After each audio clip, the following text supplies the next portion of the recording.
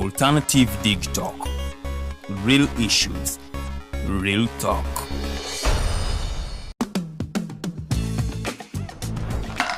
Hi, welcome to the Political Dice. It's controversial, purely political, well researched, accurate and global. Oyagala bya parliament oba council. Yes, state house oba ghetto. Ani ayuga ku ground. Ani gwe babuze. Okimanyi nga Dr. Kiza Mbesija alesa amaanyi. Olwofadda bafutoli abateesemu obuvaazi.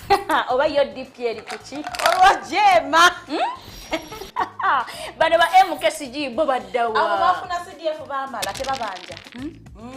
Olwo baba ate bange bali kuki? Abo bo akina kulabisa simanyanga posturing tebabiri bali mu structure building. Naye ate ono ye. Ani oyo oba? Ye ali kuki? Oyo tumuleketa gambanyiga mawu. Ebe ndabena birindira no ku the Political Dice ku the Alternative Dig Talk nange teditenje ewamune. Rtd Bikobere buli wa Sunday sawa 2.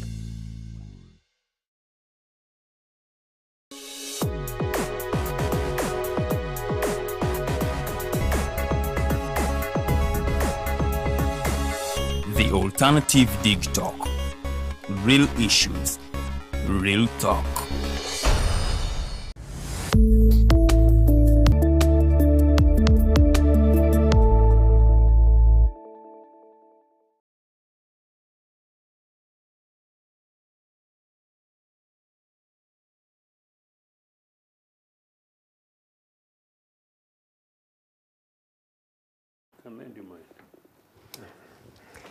Good evening, Uganda. This is the Hotline Show. My name is Edgar Mathew Karuhanga. Since we attained independence, this country has been grappling with a peaceful transition, especially when it comes to presidency.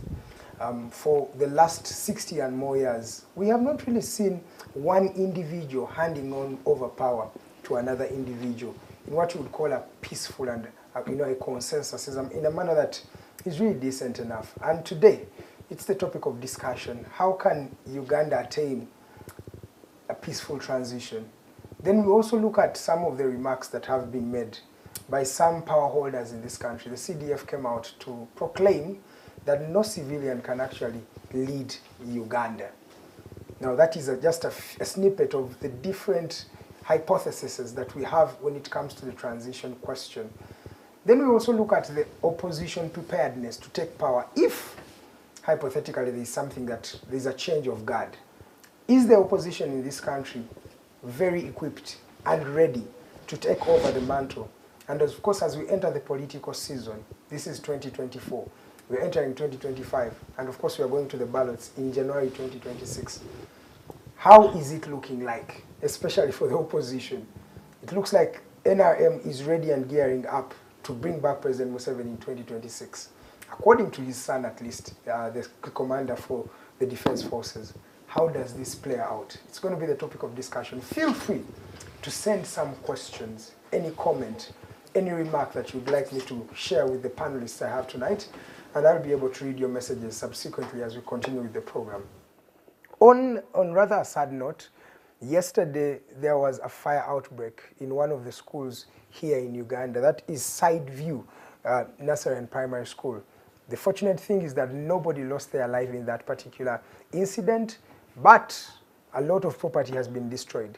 And this comes at a time when we have seen fire outbreaks in schools. Recently, one named as Shalom Junior School in Mayuge also, there was a fire outbreak. And up to today, the previous fire outbreaks that we've had around schools, government has actually not, or police has not given us a report detailing what really happened, who was behind this, and of course what happened to them. How does this play out? And of course, we also heard from the United Nations High Commission for Refugees, confirming that by the end of 2024, Uganda is going to be having a total of 2 million refugees.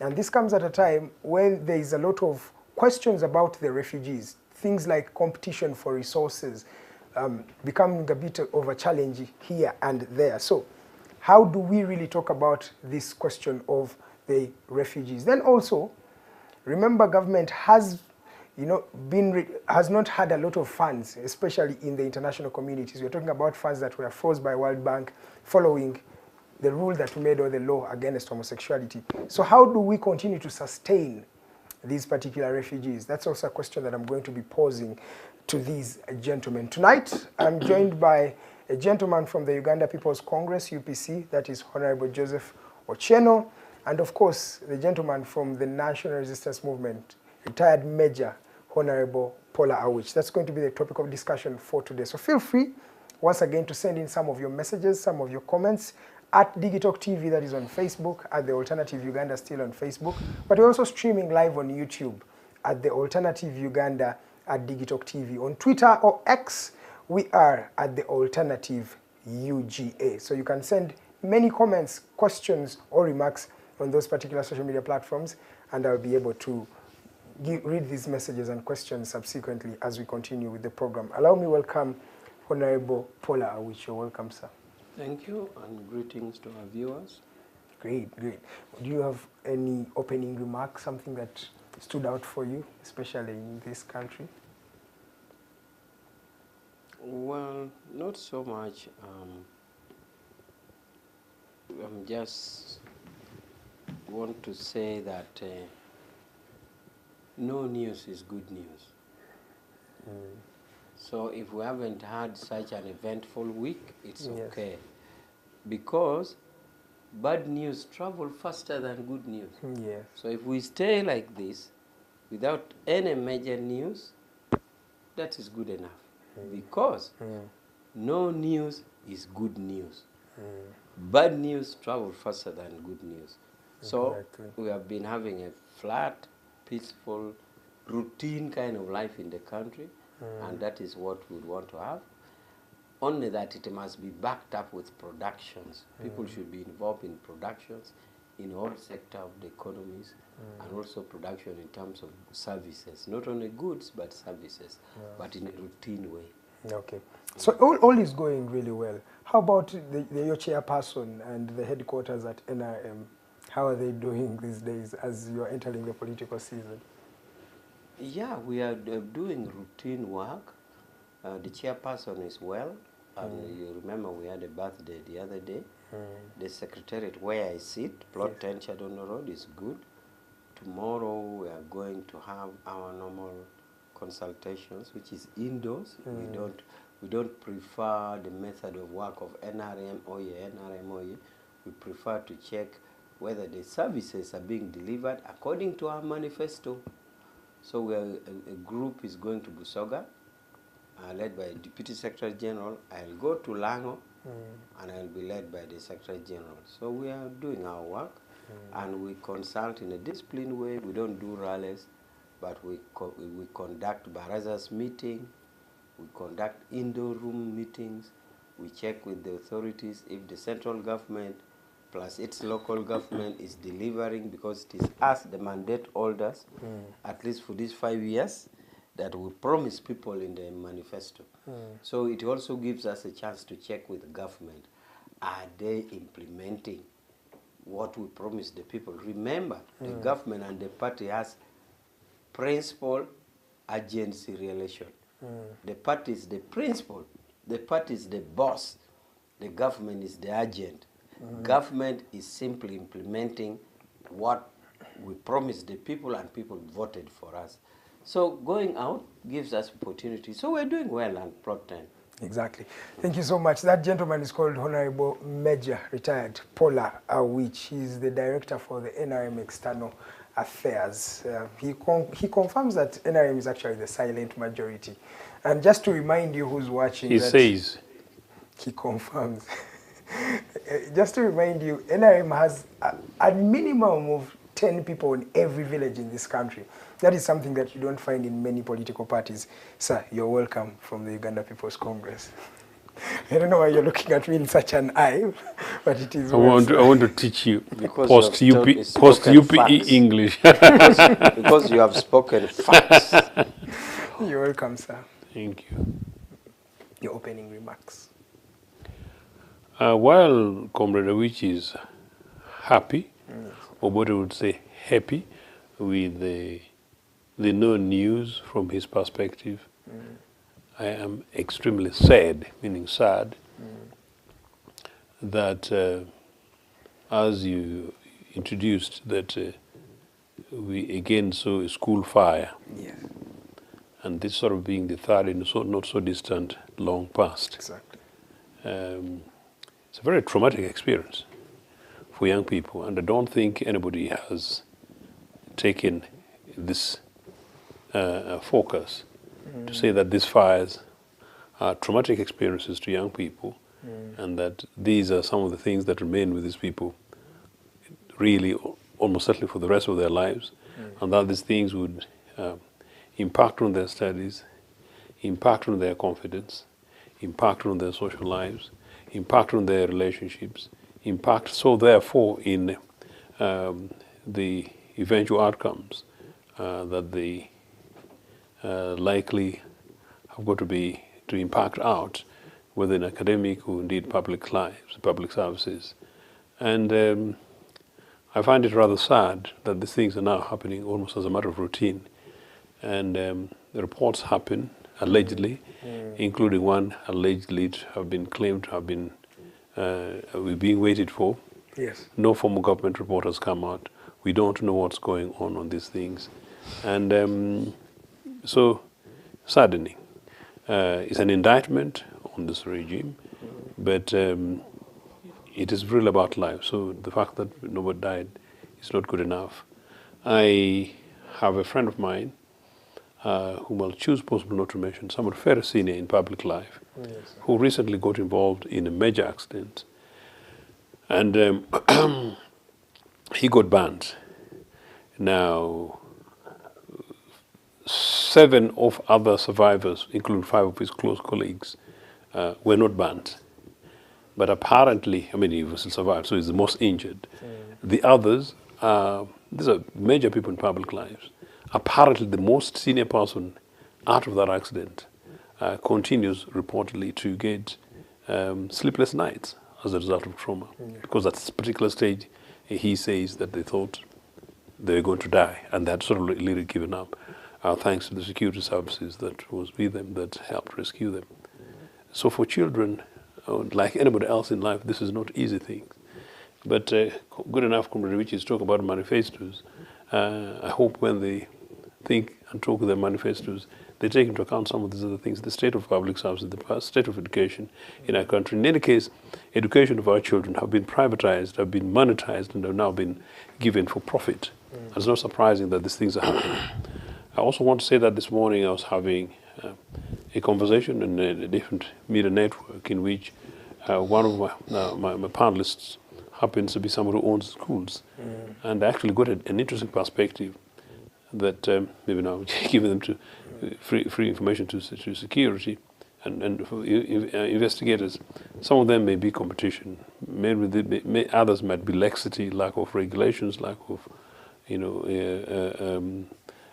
competition, some other person coming to different schools, ban another school. Yes. Then there are grievances from pupils. Then there are cases of grievances from teachers. I know a teacher who's joined UPC recently, who left a primary school, because she plus 11 of our colleagues had not been paid for a very long time. And according to her, she's owed over 3 million shillings. At some stage, this woman was struggling with a young child, and this woman in younger than 30, struggling with her own child plus a sister's child. And so this privatization of education, and the owner of the school is another public figure, who one of these days I might actually be tempted to consult my lawyer and mention. So you can go on and on. So that's very unfortunate. But anyway, Comrade Awich is about to complain that my introduction is getting long. It's just very important because about that. But finally, Comrade Awich's chairman, another big story, allegedly went, in my opinion, to insult people from northern Uganda about the involvement, really mainstreaming themselves into what he calls money economy. Good enough, Comrade Awich is going to the north tomorrow. One of the things that I've not said publicly is that while he was saying like that, why I use the word insult, is the guy almost certainly forgot that he confined people in northern Uganda, or people in northern Uganda have been confined for almost nearly 20 years in concentration camps in the state of war started by this very particular guy and his regime. And the tone of that expression was nearly sort of to blame northerners for either being lazy or for having failed to establish a way to join the global economy when we know that in this country there are really two economies. The North and East are really not part of the mainstream national economy, nor are there many other people, because there's a pocket of 1% in this country who belong to one economy, and the 99% who don't. But particularly the North and East, particularly Northern Uganda, really including Karamoja and most of Acholi, and indeed part of Lango, just like my own village in Agongara, most of the people there don't belong to the main national economy. So, Comrade Awich, on your manifesto thing, isn't that what he's trying to do, to bring them into? That would be very interesting. That is, he should try after 39 years. And I would say that if he's not done it for 39 years, how much longer do we need to give him? Do we need to give him how long? 39 times 3? Well, that would be more than 100. But let me come to Honorable Awich. And my question to you is not just about this fire, because one would say you may not know.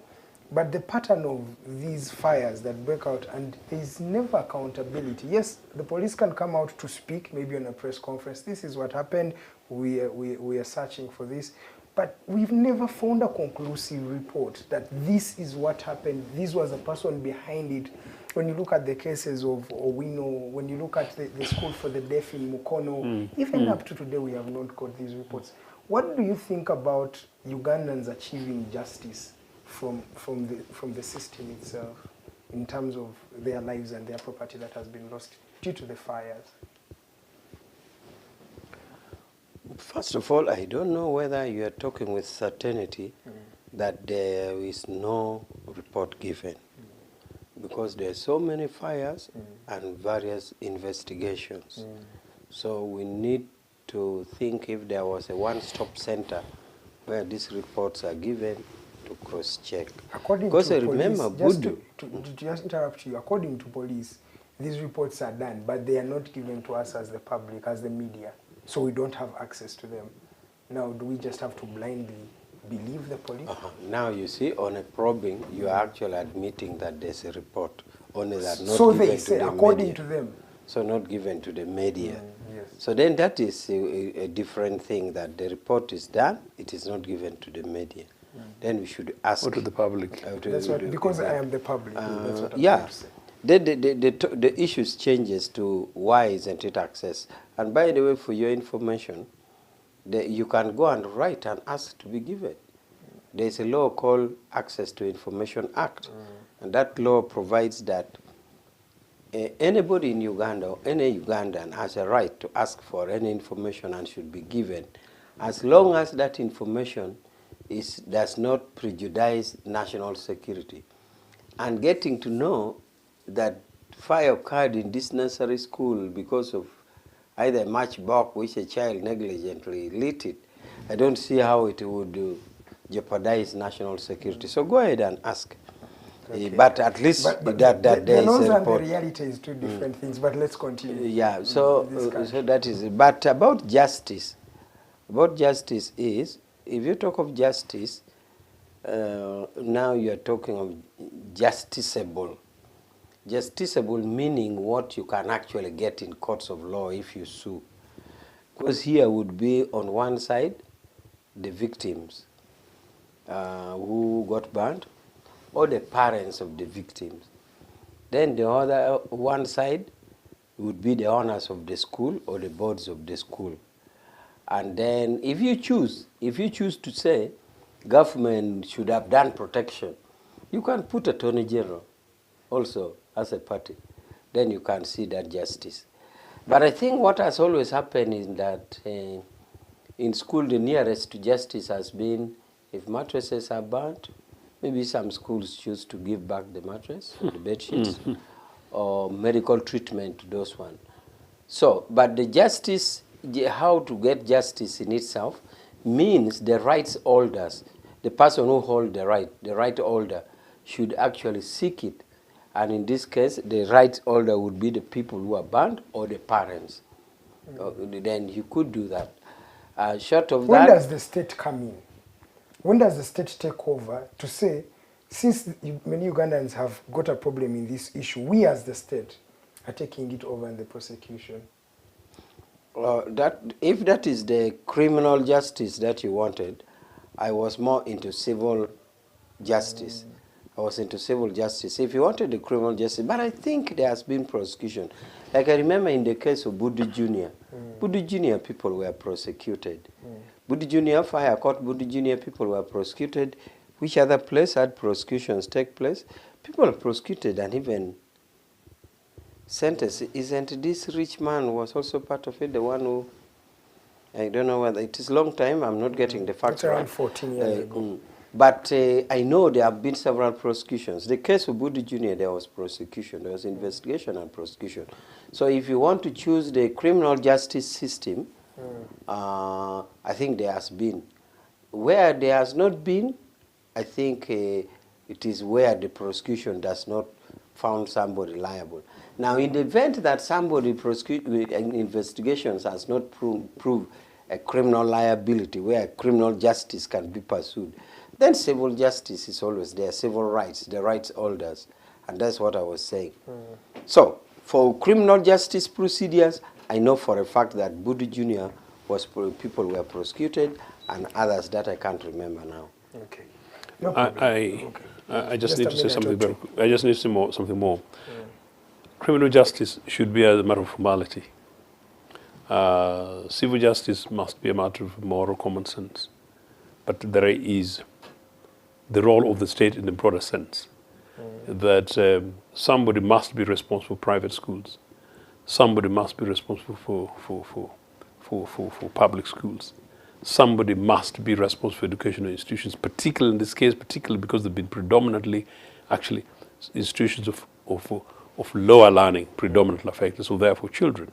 Somebody must be responsible for children. Somebody must be responsible for the interests of parents. And so therefore, meaning the state, somebody must be saying who is the regulator of the schools. Every time, including in Budu Junior, when a matter happens and they carry the investigations, what we found. Then after that, what are the regulatory frameworks? What had been omitted? Who was at fault? Then after that, government is supposed to review, Ministry of Education, schools inspectorates, what was lacking, what was missing in those schools. You tighten the belts. This business of creating schools in dubious corners of garbage corners of street of Kampala to make money from the public because NRM has failed in educational systems in terms of provisions for our people should stop. And that's what we're talking about, and that really must happen.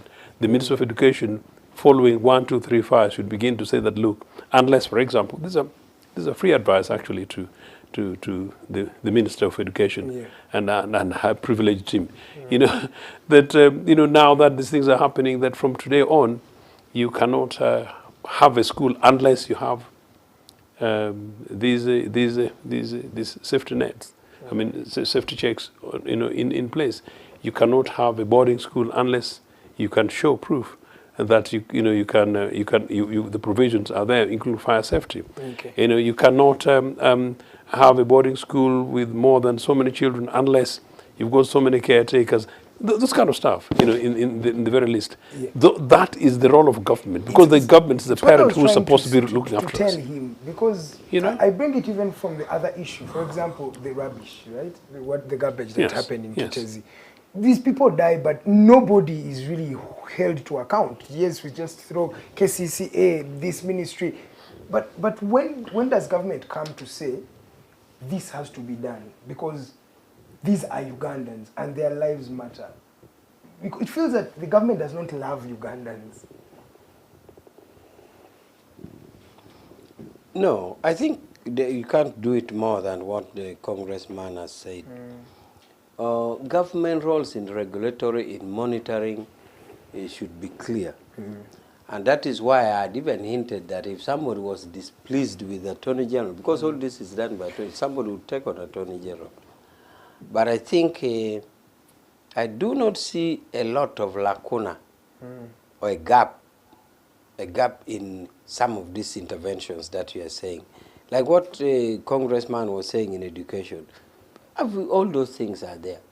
The inspector of schools, guidelines for boarding schools, monitoring system for boarding schools. The problem has never been the laws, and I think you also agree with us. Many people even come to Parliament to benchmark on the laws that have been made by Uganda. So the problem has never been the laws. It's implementation. It's the implementation and maybe the culture. It feels like you do not have that culture for accountability or the people you serve with? No. You know, he presented what ought to be. And I said, those are there. Exactly. So what's now, wrong? when he presented what ought to be, and I said they are there, now you are saying they are not implemented. You know, they are implemented, only that when you implement, of course you can find a few gaps and there. For example, if you are supposed to have cameras all over the place, you would find a few schools at the time of the incident may not have camera. And that would mean that they had not done one item. Or the wiring system as demanded by regulations. You'd say it was done, it was inspected, it was checked, and the wiring is okay. But these occasions do happen. So I don't know how you are saying that the regulations is put. Like, for example, say the regulation is that there should be a fire alarm, and fire alarm is put, and still it occurs. So what would you say then? That the law was there and it wasn't implemented? So some of these things happen for one reason or another. Okay. And that is why I think if you have a specific case, that is what I'm saying, as a right holder, then it is you to raise it up. But you never have a perfect situation, even if you follow those regulations. It happens even in developed countries. Some of them can be human error. Some of them can be actually an act of God. Because an act of God, you'll recall that is even a defense in law. An act of God. Yeah, it can be a defense. For example, a situation happens where rains and destroys something, and you sue, say, a government for that. An act of God is a defense in civil defense. So it can be a human error, yes, an act of God, or an omission. So that is why it goes back to this area of systems in place for regular check, which if I say it is there, then you said every law is there, then we shouldn't go there. But why it calls for systems in place? Because things do occur. So what is important is, do you have systems that check these things? Okay. There's a way you belittle the weaknesses, but it's okay. At 35 minutes past the top of the hour of 7, I'm still with Honorable Pollar Awich. He's the director for the NRM External Affairs, and Honorable Joseph Ochieno from Uganda People's Congress. I'm going to come back to you, and I want to start on the issue of the refugees. According to the United Nations High Commission for Refugees in this country, by the end of this year, there are going to be 2 million. As we speak, there are more than 1.5 million. And I want us to have this conversation because I feel it's pertinent time to have the conversation of the competition for resources. And before we even look at that, we are the biggest human rights holder, or the country that holds the biggest number of human rights, refugees in Africa. I think we're the second in the world. That's a credit to us. But my question to Honorable Awich is, at what cost are we housing these refugees? When we're looking at what is happening, is this a viable investment, especially by government? Well, first of all, Uganda is credited for being, for a long time we were holding, how do they categorize it? They categorize it as the most friendly to refugees. For a long time we held that title, yes, refugee-friendly countries. But lately I'm told we have been overtaken by Turkey. The Turkey is now number 1, we are number 2. Yes. Reason being, Turkey takes a lot of refugees from Middle East, because Middle East lately has been on fire, and Turkey has been good enough to absorb them. Yes. So Turkey overtook us in refugee friendliness. Yes. And I'm proud about it. I have been in the world, in Switzerland, for 8 years. And at that time, we were carrying the crown of the most refugee friendly. Yes. So you talk about this and this about Uganda, But when it came to refugee friendliness, I would stand a giant in the house, which is good. Why? Because refugees is categorized as a humanitarian affair. Yes. Because somebody is running away from problems in their country and comes to you. Even in a normal setting in the village, if somebody runs from the other household, especially when you're hearing cries, you're killing me, what, and then somebody runs to your house. Normally, you take care and say, please now sleep. Have you eaten? No. If you have not eaten, please give him food. Let him eat and please sleep there. That is a bed, that's a mattress. Yes. And even if the other party tries to pursue, You try to you restrain and said, no, if you're fighting in your home, not in my home. Please take your fight back. But this one who has run here, I'll take care. At what cost? Yes. Awich? Now, I'm coming there. Now, I just want to put a historical perspective that we have received refugees from Rwanda in the 1959 genocide, one of Rwanda. Movement. We had a big bulk of refugees. Yes. We kept them. We sent them to school. They were educated, became doctors, engineers, and others. And a majority, I must say, went to my school, in Tare School.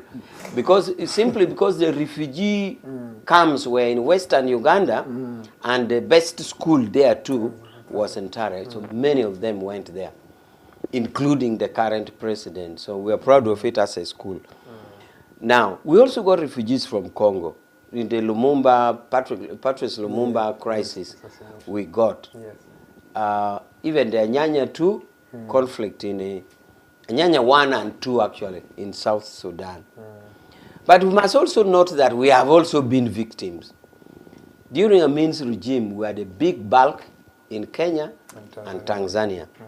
And it is actually from that lesson that strengthened Uganda's resolve for refugees, because we also tested it. Oh, it was never about the money you get from them? No. Okay. No, it is the humanitarian aspect. Why it is not because of the money is because if you look at this street, there's so many refugees.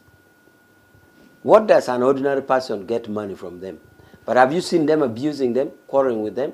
Some countries, they keep you in a camp. Even if you walk on the street, they'll say, stop, where is your pass? They ask for your document on the street, put you in a vehicle straight to a camp. Here we have what we call urban refugees. Very few countries have urban refugees. The type you have in Kisenyi, the type you have here. So we have them, and if it is money, which ordinary citizen is benefiting? So, at a cost, we must say we do it at a cost. Resources, as you are saying, they compete for resources. Of course, a lot of resources that we do. Starting from our sewage system.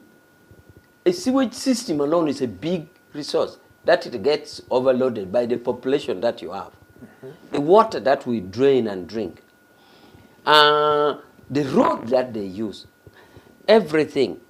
But more so, even schools and health services. So this is a lot of money. So the resources, including land, the population. But these are ordinary resources that they share with ordinary wananchi. But there are also resources which you would let go because international community bring their money.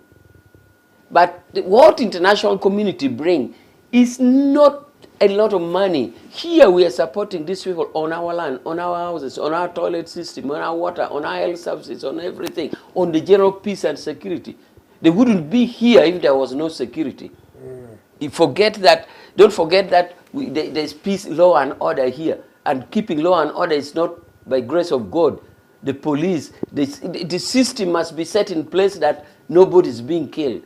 So all those are resources. Therefore, we incur resources on government or individual level, but also international. The international one always come in because it is their duty. United Nations form a deliberate arm of UN called the High Commissioner for Refugees.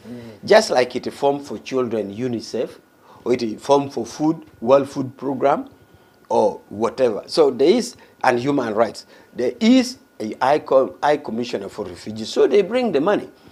Now, if you think that we get the money, somebody gets it, Ideally, this money should be budgeted to the dot. This money should be budgeted to the dot, and it should entirely go straight to the refugees. If there is any part given for administration, it will be used as such. But So, there is part used for administration. yes, part used for administration, but it's not so big a part that you'd think that we enjoy refugees because of that. We don't enjoy refugees, at least at government level. We are just doing our role, a humanitarian role, because even the international law says don't chase them. Okay, you're doing refoulement. That's what is called refoulement. I also agree with you. What you're doing is good, and it has been a credit for Uganda on the international globe. But as we're getting credit on the international globe, when it comes down here to the ground, the price of rent is increased. So many Ugandans have left these urban centers to go to the outskirts because they won't be able to pay for that money, and yet a refugee will come and pay double of the same price. Same thing with shops. They're now even indulging in what we call petty business, small business for Ugandans. So you are competing from the other level to the border level with a refugee. Isn't that breeding a bit of discontent, and how should we deal with the discontent of Ugandans here?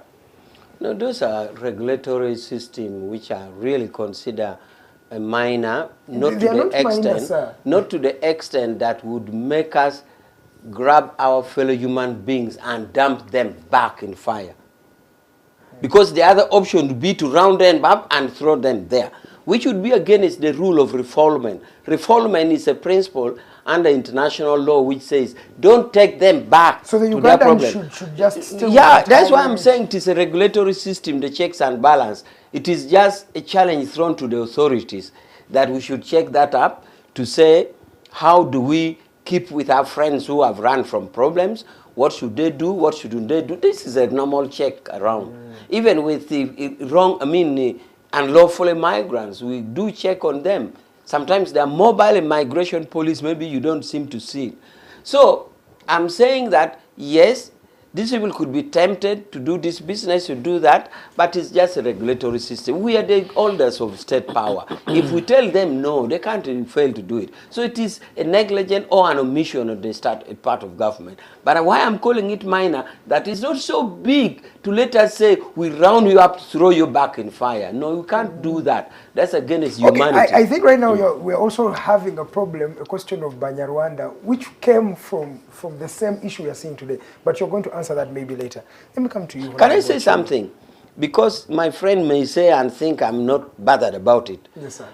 A lot of money is brought by international community, especially that's resources which come from abroad.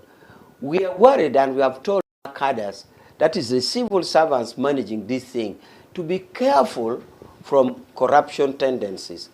Because if money is meant for a suffering lot to have come, we have time and again told them that please don't touch that money. If that money is meant for a kilo posho for a refugee, please let that kilo posho go there. So the temptation has been the management of that funds, the discipline over that funds.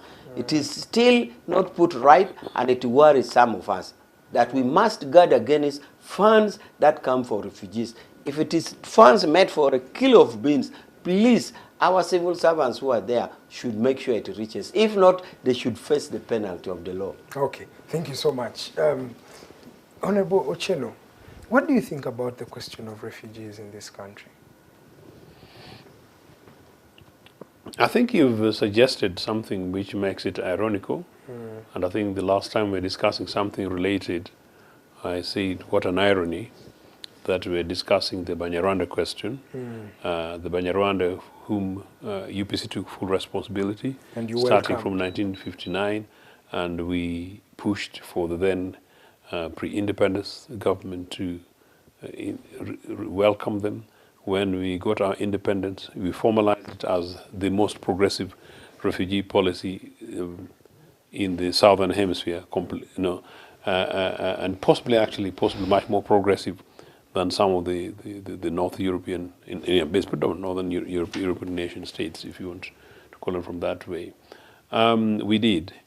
Now, that fast forward, the refugee politics in this country was used and exploited by Mr. Museveni. I'm sorry to emphasize that. And in the course of that, Mr. Museveni politicized the refugee policy in this country, ironically focused on using Banyarwanda refugees against the democratically elected government of the Republic of Uganda. I was going to hint on it when you mentioned very important. And yet, notwithstanding that, and these refugees with the Musevenis committing excess treason against the people of Uganda, including committing the Luwero atrocities against the people of Uganda, including many of them committing excessive atrocities in the north and east of this country.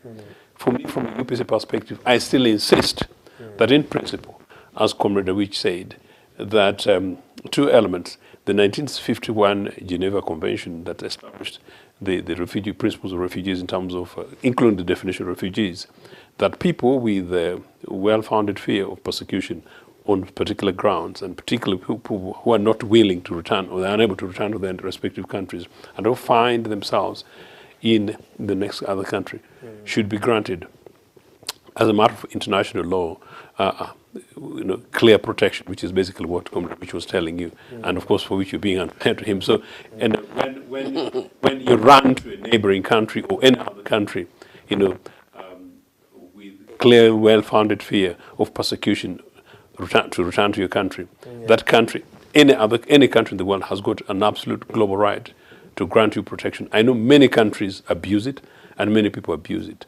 So we did that, and we did it so impressively. And one of the things that I still want to hope that at some stage people of Banyarwanda origin will at some stage have to formally apologize to Uganda People's Congress, or at least thank Uganda People's Congress for what we did starting from 1959. Number two, of course, of course, linked to the question of to UPC, not necessarily to myself, and of course, really not to UPC. Actually, by the way, did I say to UPC only? Thank UPC, and thank UPC leadership, but thank the people of Uganda. I think it's very important for what from that time, and we did, and we have done a fantastic job since then. It has actually been consistently the case from Amin's time until today. It's important because if I don't emphasize this point, the conversation we had about the Banyarwanda the other day might lose context. And then the wave of some of the concerns you raise, including out on our streets, people decontextualize it. Before we came on air, I was telling you that when you're talking politics, it should not be about convenience. It should be a conviction and also what is right. And so sometimes political leaders like myself have got a job to take a position, and take a position on behalf of ourselves, the organizations and peoples that we represent, and indeed our countries, even if the majority of our people may not necessarily go with it. It's our job to persuade them, to explain them to them. So the question of refugees is really technically not negotiable, particularly again linked to the principle of reform, which Comrade Awich refers to, meaning therefore that you can't return somebody to a country of conflict. And it was amazing that our leadership saw these things way back in the 50s. Of course, we appreciated it, but it wasn't. Number two, linked to that, not only are we the friendliest country on this continent and sort of globally, and we've won that but I can tell you the tight thing, that granted Kenya and Tanzania, particularly, and Zambia, gave us huge amount of support as far as refugees are concerned during Amin's time. But also we must put for the record, including Congo, in a number of Ugandans went to Congo, Ugandans from West Nile, and Ugandans who had access to crossing, including the southern borders of Uganda. Where refugees, including our first Kampala mayor, the late Karuhanga, who took refuge in Congo, and in fact, they undermined his administration was from Congo. So Congo must also be put on the record amongst those core countries. Now, that said, how refugees are treated in these other countries becomes another thing. Comrade Awich was giving examples. Go to the streets of Kenya. There are stories that, including my friend Jim McKenna used to talk about the experiences where, come Fridays, police officers will want to make money, by going to joints where the refugees are either drinking or doing other things to make money from them. So it's huge, number one. And then number two, the most friendly for us then was Tanzania. And Tanzania did a fantastic job then, of course, in Nyerere hosting and Dr. Bota and the majority of Ugandan refugees, to the extent that they actually did for us, that they did or supported us really very actively from 1970, late 70s, one actually, including several times back here until the late 80s, although mid-80s, although Nyerere went ahead and spoiled it by dubiously supporting Mr. Museveni. But Tanzania was generally quite good with us. In the recent times, I don't want to name other countries, but I think that's important for Ugandans. I know an African country where Ugandan refugees, including today, have to go and marry, Ugandan refugee men have to go and marry or date citizens of those countries in order basically to just run Rtd Awich a mere business like a kiosk. So these are very tricky things. Still does not undermine the principle that we should be talking about as far as catering for refugees. Fast forward to where we are. Fast forward to where we are. I've lived in other countries, and I've seen how other countries do, both in Europe and Africa. In Britain, for example, where I went and I lived as a refugee, in a way, they've got categories. If you qualify for refugee status, you clearly become a mini quote citizen with certain privileges. If you don't, there are categories in terms of where you are and where you're not. Now, of course, those are developed economies in different kind of states. This could take people to mini camps.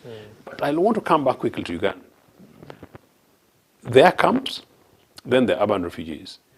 What I don't know is whether the people we see around Kampala are generally all of them refugees, people who basically qualify as refugees, people who've been screened or not. Now, for me, who's actually a forced migration scholar and a campaigner on these issues around the world, it will be very contradictory for me to suggest that we should begin rounding up people in the streets of Kampala simply because they look like the other, or we suspect that they're the other. I think it would be generally inhuman. Some of the concerns, though, is when we begin to talk about some of the businesses that some of these people get involved in. It is believed that some of these people's businesses are businesses that are linked to certain people, Rtd Awich, in the state, known by the state, or certain special categories of people that really create resentment among the citizens. Are they fronts to certain interests in our country? And if so, aren't they likely to become, again, part of a strategic national security issue, almost like the Banyarwanda, sort of became, but and now, ironically, we have a Banyarwanda question for which you guys and your government argue that seemingly there is a national security question. Partly for that before, and I didn't know it would come onto this. I have been wondering, because I've been thinking strategically, how should we manage this as a country? In other words, if UPC was in government, what is it that we would do? I've got some ideas, some thoughts, but it's a bit of a longer conversation. But quite critically, Rtd Awich, this is an urgent matter. Now, when it comes to the question of services, I think is how much we educate and inform the citizens. The problem here with your regime is that they've done so badly, as far as public services are concerned, that citizens have got sort of temptation almost close to mini rights to think that refugees are getting services that the citizens don't have access to, or much more privileged. That tends to be perception globally by them. And I'm talking about forced migration issue, which is something that I know quite well. Those will happen. So it's the responsibility of the states, respective states, in this case Ugandan government, to show and to prove that that's not the case. But in any case, again, what Rtd Awich was saying, if the UNHCR, the refugee agency, sends money for specialist education in refugee camps somewhere in Moyo, of course these guys will build schools, and I know some of the people involved. They'll build schools, and these guys will be going to schools. But if side by side with that lies a shack, that NRM has forgotten about, meaning an ordinary school for ordinary Ugandan citizens, that is an imperative. But what is it? It just simply becomes an indictment that NRM does not care about their people, but actually UN cares about refugees. But what the neighbors in those places don't know that actually those refugee programs are being funded by foreign governments. But at the end of the day, the burden of responsibility still lies with the states. So the communication issue, an information issue in between here. But whatever the case, our position, generous position, must and should continue. How it's managed is a different matter. And finally, point about these thieves who eat our public money. The public servants who steal refugee agency money are as criminal and as dirty as people who steal mabatis. Okay. Because those are amongst the most vulnerable people in society. Thank you so much. You've reminded us of that particular incident. We have 3 minutes to the top of the hour. Let's go for a short commercial break. When we come back, I'll ask Honorable Awich if what we are seeing today may not be what happened with the Banyarwanda. Shall we not see an evolution of the Banyarwanda question? And of course, we shall delve into the conversation of the day. Can we attain a peaceful transition in this country? Is that something that we can see or something that is in the far future? My name is Edgar Mathew Karuhanga. I'm still with 2 candid gentlemen. One gentleman is from the National Resistance Movement and the other is from Uganda People's Congress. Let's go for a short commercial break.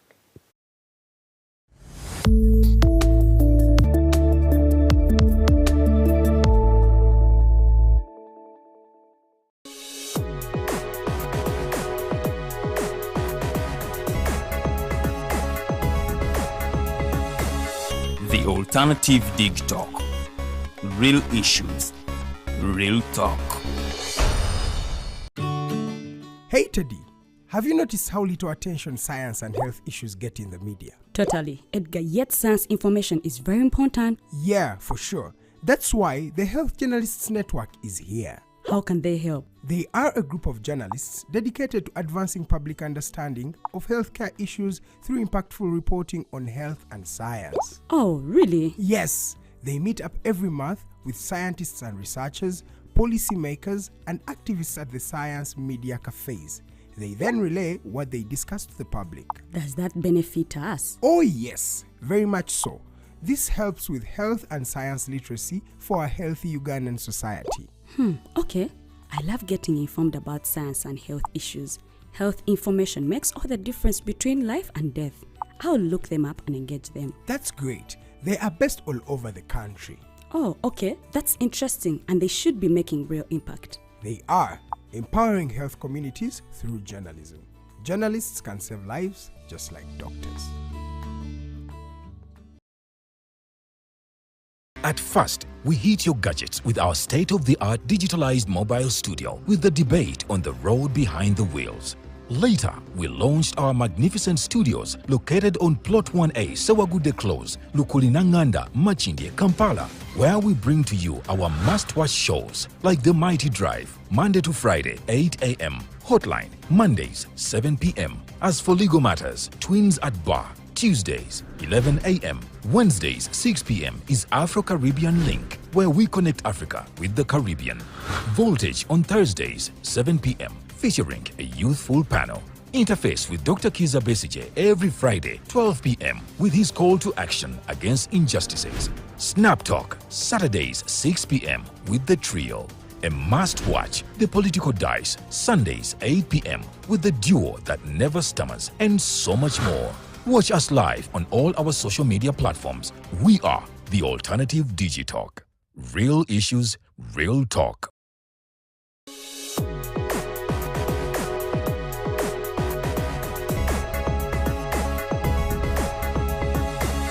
The Alternative Dig Talk. Real issues, real talk.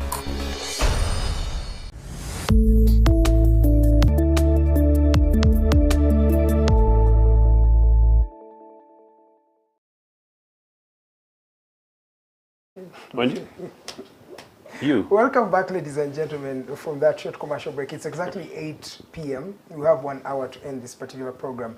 Feel free to continue sending some of your messages. I'm going to be reading them subsequently as we continue with the program. Lastly on this issue, sir, I wanted to ask you, shall we not see the Banyarwanda question metamorphose again in the refugees we have? Because they came originally as refugees. Up to today, we are having issues. Isn't this something that can come up, especially for the kind of the refugees that we have today?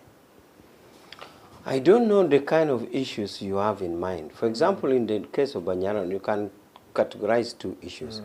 Issues in their way of going back, or you are saying issues like... Even that we are facing today, they are part of the Banyarwanda, they are in our constitution, but then on ground, they are segregated, they are not from Uganda. So those confusions. No, it can't be now because we have the one we are seeing on this street. We don't have a common border. So they're easily identifiable. Eritreans, Somali, Ethiopian. I don't think there are many Ethiopians. The Ethiopians here are really migrants who are doing business. I don't think they are refugees. Maybe they are one or two. But the one of Rwanda, if we need to set it clear also, as you know, the schedule in our constitution, third schedule, lists all indigenous communities. Actually, what alphabetically. I think number 17, Banyarwanda is number 17 in that list of indigenous communities. The reason here because the Banyarwanda who were at the border, the people of Bufumbira, during the constitution making, they chose to say they are Bafumbira. They identified themselves with the mountain. Now, this Ruzindana, Captain Gad Gasatora, they said for us, the border cut us this side. Just like we have borders cutting actually across Bateso in Kenya, Bagiso in Kenya, everybody is across. By the way, for your information, it is only my tribe, which doesn't cut across Uganda. Even you, Batora in Congo. Yes. So it is only us who are true Ugandans, the Langis. We don't border any part of the country, but all the other tribes do. So the Banyarwanda in Tungamu said, we don't have a big river. We don't have a big mountain. So how should we be called? How? He said, for us, we are Banyarwanda. We are cut by a border. However, we are Ugandans. It is just the border. Remember in the east, Agri Awori was a minister here. The border has cut part of his brother there, was a vice president. So this thing happens across the border. There was Mudi Awori, vice president in Kenya. There was Agri Awori, a minister in Uganda. So these things happen. So the case of Banyarwanda, that. Now, what is bringing problems currently is that there are people who are outside this one, who are calling themselves Ugandans. And they want to say they are Banyarwanda. Now, what has happened in the Ministry of Internal Affairs is that there's a desk officer, say for Karamoja. If you come and say you are Karamoja, there's a checklist that have been given how to check you are Karamoja. So if you come from Western, there's a similar thing. So many of these don't meet the test of Banyarwanda cut by border. So, and they have failed, so they are hanging there. So, I wonder why, how they have failed also to be Ugandans.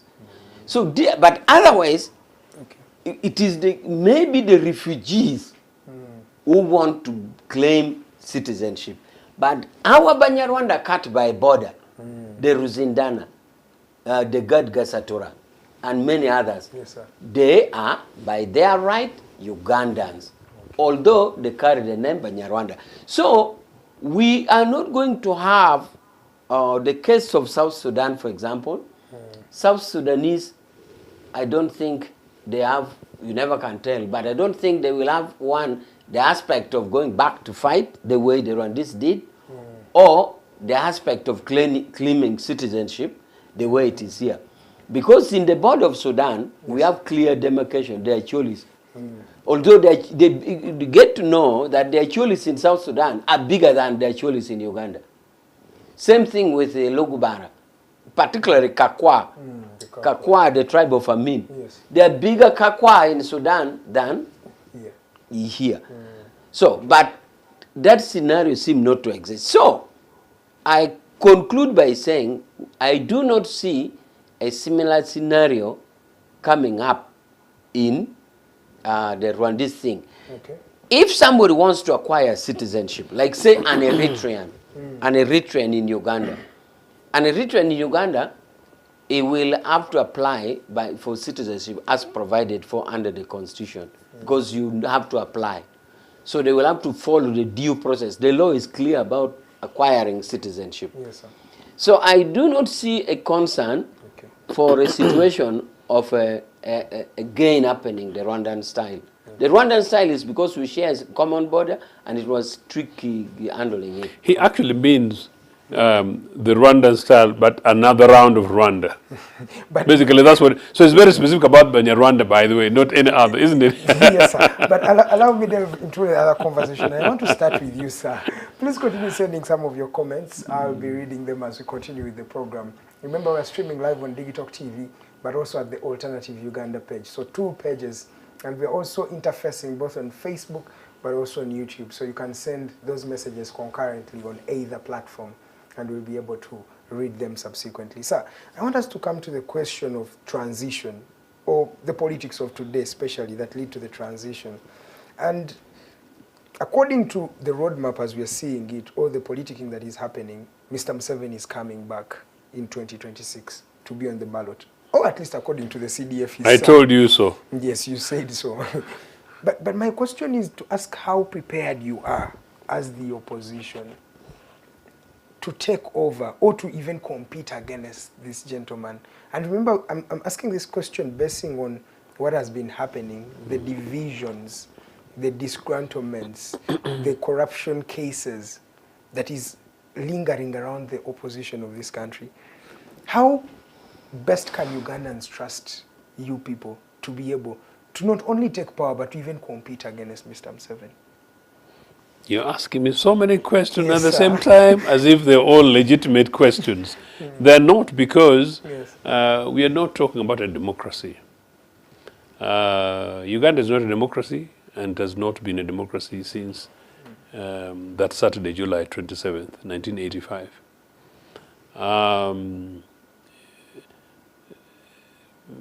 Nor does the NRA of Mr. Museveni believe in democracy. The guy clearly said so in 1980, 81, and actually I was watching part of his campaign rally speech somewhere, where others were talking about hospitals, schools. For him, he was talking about militarizing Uganda. You also mentioned some of those issues. You could see that his emphasis was that. Yes. Militarizing Uganda and teaching people everywhere how to get arms. No wonder now the best gift, monetized gift for people from northern Uganda is being askaris. And these days there's so many northern Ugandan askaris around Kampala that even some very beautiful girls from northern Uganda are askaris. So I know. So that is supposed to be incognito. no, it's very clearly open there.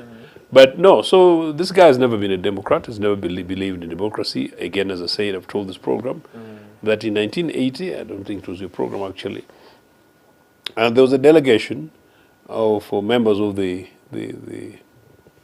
Military Commission and the National Consultative Conference, the Council of the Interim Parliament.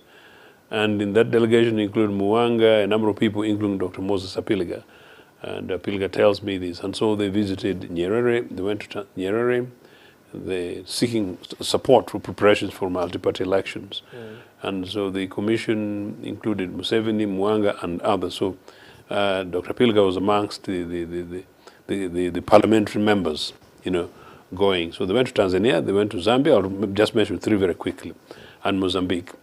And in all those cases, Museveni was arguing that Uganda was not ready for democracy and was not ready to return to multipartyism. And I will want to say this, it comes out in my memoirs, that the only person who nodded with Mr. Museveni in approval is actually Samora Machel. and according to that, Samora was nodding because quite clearly, he had a particular thing with Museveni. The others too did, remember. But remember, Samora Machel was not necessarily a believer in multipartyism. Machel had been completely convinced that Museveni was a real disciple of revolutionary polity of the communist-style Cuban style, Which he did. And that was, of course, it wasn't. And that is what Mr. Museveni is bringing to Uganda. So Machel was nodding because he said, yes, here we're going to implant the Cuban-style thing, in Uganda. But really, in terms of the substance, Museveni didn't convince even Samora Machel. Because in any case, that was a conversation that had taken place after the Moshi Unity Conference. And the Moshi Unity Conference had resolved in setting up the National Consultative Council, setting up the various commissions, and also setting up Commander which the dates by which the timetable by which Uganda would return to multi-party rules. And that was 18 months after the fall of Kampala, no later. And remember that from coming off Lule, Binaisa, they had been fighting. By Binaisa's time, they are now going for umbrella politics. So there was a push to change, the process, including you can call it the Moshi Declaration, as it were. And that led, in many cases, to eventually, including the overthrow of Binaisa, amongst many other things. But anyway, so elections had to take place. So as of December 1980, Museveni was really not a convinced Democrat.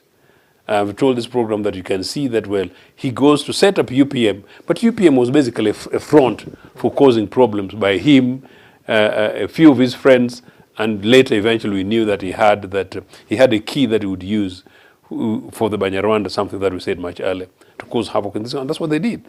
But anyway, so in other words, post that, there is no democracy, and we've not had in democracy. Okay, sorry for interrupting you. You're giving reasons which are from without about Mr. Museveni.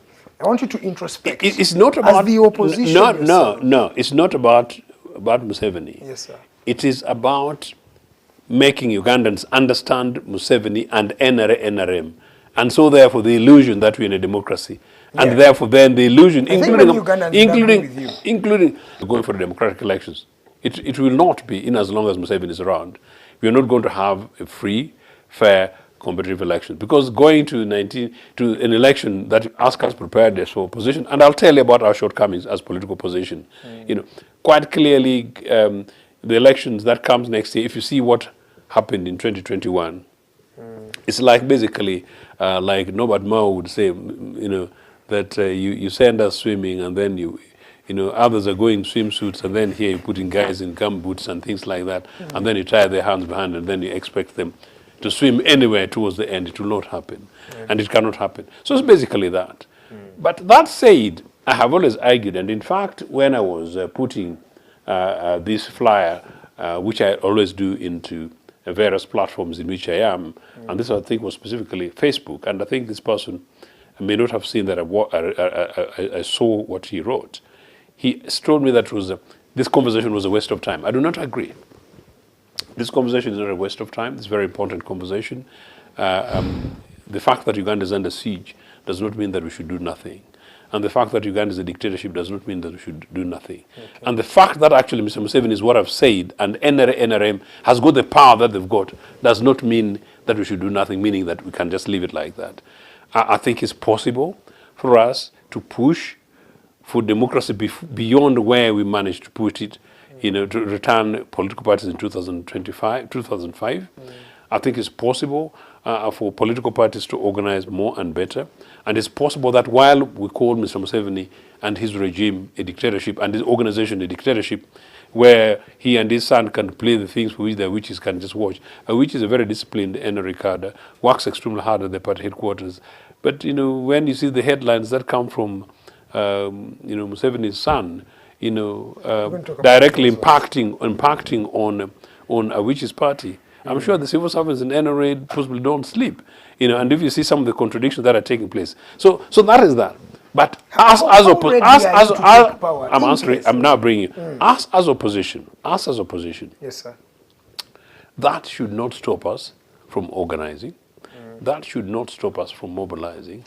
And that, after we've criticized NRA, which we do, and quite rightly, should be the motivation for us to do right.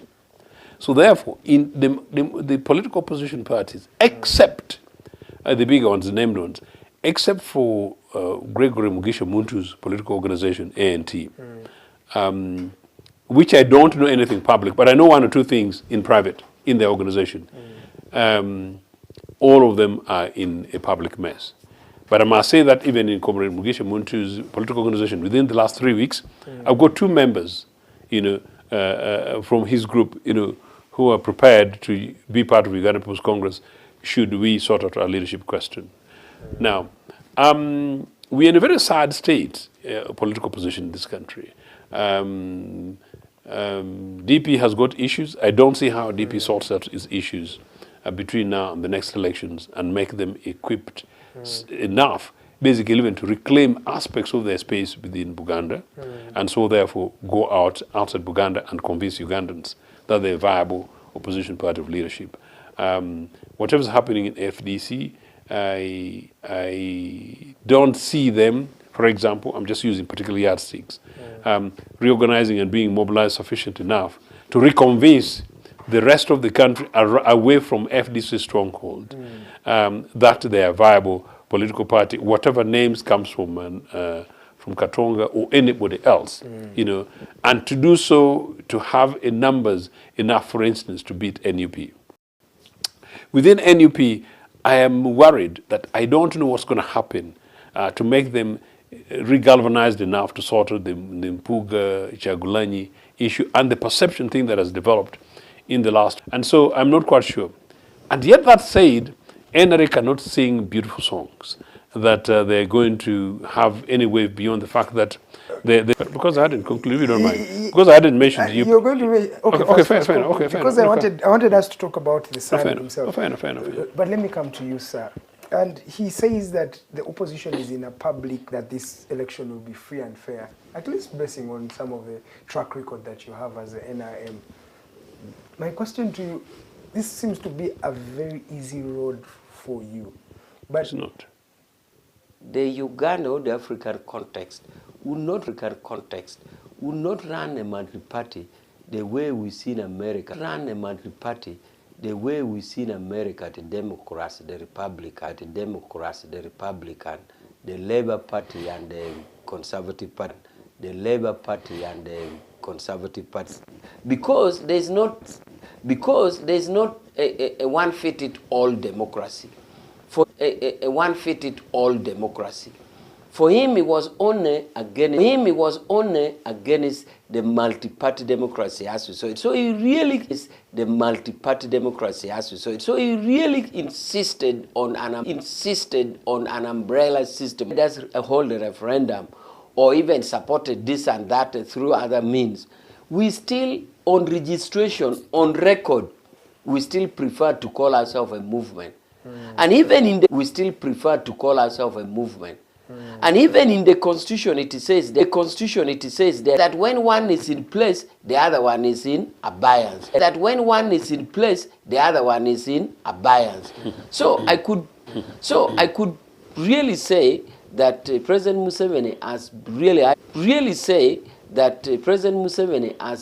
had a low opinion about the multi-party democracy. Not that is against democracy, about the multi-party democracy. Not that is against democracy, but is against to multi-party. Why is it that Uganda has a way it defines its democracy? To multi-party? Why is it that Uganda has a way it defines its democracy? Democracy is democracy. You see, democracy is really not. This is democracy. You see, democracy is really not. This is our democracy. Democracy is not multi-party. Democracy naked from city square to parliament, and you want to say, we shall say he was bewitched by opposition. We gang around and defeat your. To say, we shall say he was bewitched by opposition. We gang around and defeat your argument. So movement in itself had democracy. It believes in it and so movement in itself had democracy. It believes in it, and that is his there belief. You go. Okay.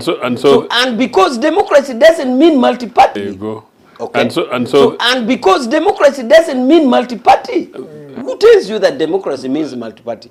We can be democratic without multi-party. So I come back to 6, but the helplessness of elections, the feeling that when you're entering elections, it's a time of war. And this has been lamented by the Minister for Constitutional Affairs, saying that every time we enter...